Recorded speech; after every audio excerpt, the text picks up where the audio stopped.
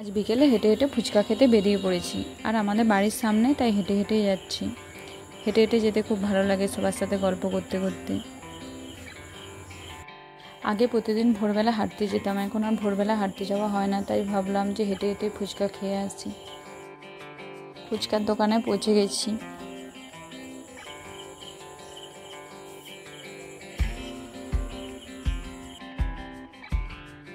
কোনো কোনো সময় আমরা বাড়িতে নিয়ে গিয়েও ফুচকা খাই, কিন্তু আজকে ভাবলাম একটু যাই, এখানে এসে দাঁড়িয়ে দাঁড়িয়ে খেতে বেশ ভালো লাগে।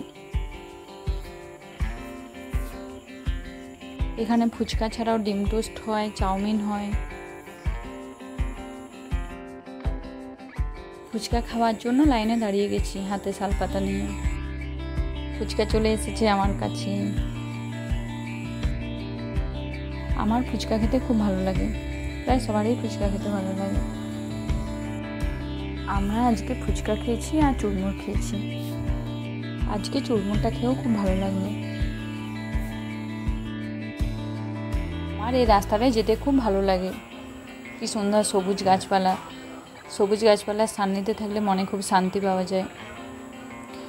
সবাই ভালো থাকবেন, আর আমার ভিডিওটা কেমন হলো জানাবেন কমেন্ট করে। আর আপনাদের ফুচকা খেতে কেমন লাগে বলবেন।